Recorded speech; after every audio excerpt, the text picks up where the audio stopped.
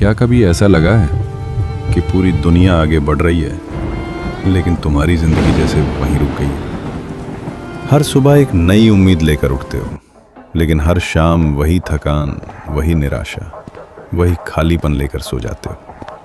तुम मेहनत करते हो, ईमानदारी से काम करते हो, किसी का बुरा भी नहीं चाहते, फिर भी सफलता किसी और के हिस्से में चली जाती है। कभी अपने छोड़कर चले जाते हैं, कभी सपने टूट जाते हैं, और कभी ऐसा लगता है जैसे भगवान भी हमारी प्रार्थनाएं नहीं सुन रहे। अगर तुम्हारे मन में भी कभी ऐसे विचार आए हैं तो आज का ये संदेश तुम्हारे लिए है, क्योंकि हजारों वर्ष पहले एक महान योद्धा भी बिल्कुल इसी दर्द से गुजरा था।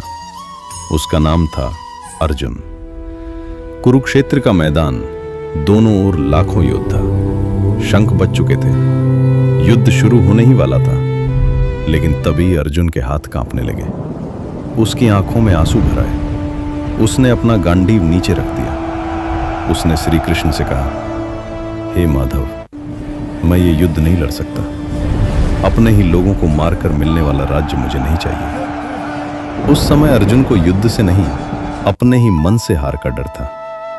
और सच तो यह है, आज हम में से ज्यादातर लोग भी किसी बाहरी दुश्मन से नहीं, अपने ही मन से हार रहे हैं। ओवर थिंकिंग, डर, भविष्य की चिंता, दूसरों से तुलना और बीते हुए कल का पछतावा, यही हमारे असली शत्रु हैं।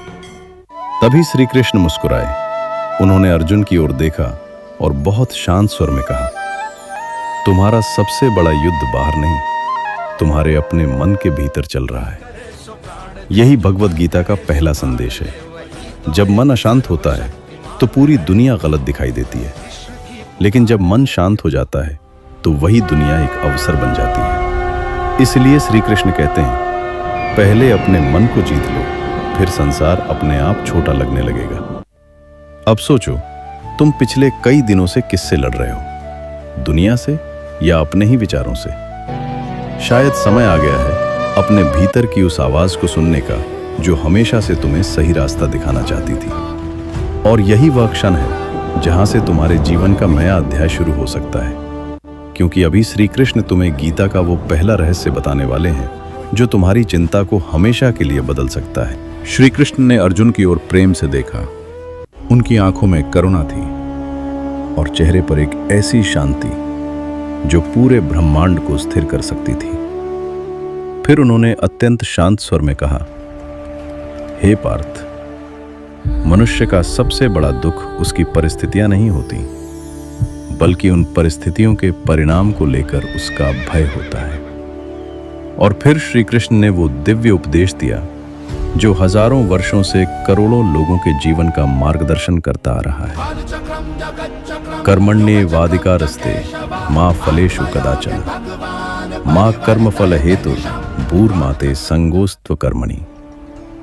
इसका अर्थ है, हे अर्जुन, तुम्हारा अधिकार केवल कर्म करने पर है, उसके फल पर कभी नहीं। तुम अपना कर्तव्य पूरी निष्ठा और ईमानदारी से निभाओ, लेकिन अपने मन को परिणाम का कैदी मत बनने दो। अर्जुन कुछ क्षण मौन रहा। वो इस गूढ़ सत्य को समझने का प्रयास कर रहा था। तब श्री कृष्ण ने मुस्कुराकर पूछा, अर्जुन, यदि कोई किसान आज बीज बोए तो क्या वो कल ही वृक्ष की छाया की अपेक्षा करता है? अर्जुन ने धीरे से अपना सिर झुका दिया, नहीं माधव। श्री कृष्ण बोले, वो किसान जानता है कि हर बीज को समय चाहिए, धैर्य चाहिए, विश्वास चाहिए, तभी वो एक विशाल वृक्ष बनता है।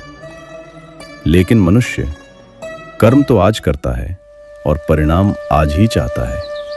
यहीं से जन्म लेती है चिंता, चिंता से जन्म लेता है भय, और भय मनुष्य की शक्ति को धीरे धीरे समाप्त कर देता है। याद रखो अर्जुन, फल तुम्हारे हाथ में कभी था ही नहीं, लेकिन कर्म हमेशा तुम्हारे हाथ में है। जो व्यक्ति अपने कर्म पर ध्यान देता है, समय स्वयं उसके लिए मार्ग बना देता है। आज भी हम में से कितने लोग अपनी मेहनत से ज्यादा उसके परिणाम की चिंता करते हैं। हम भविष्य के डर में वर्तमान की शक्ति खो देते हैं। लेकिन श्री कृष्ण हमें याद दिलाते हैं, जब तक तुम अपना श्रेष्ठ कर्म करते रहोगे, तब तक ईश्वर तुम्हारे लिए वो लिख रहे होंगे जिसकी तुमने शायद कभी कल्पना भी नहीं की होगी। हे अर्जुन, इसलिए तुम कर्म केवल करते अपना रहो, कर्म करो, विश्वास बनाए फल की रखो, चिंता मत करो। क्योंकि ईश्वर कभी भी सच्चे प्रयास को व्यर्थ नहीं जाने देते।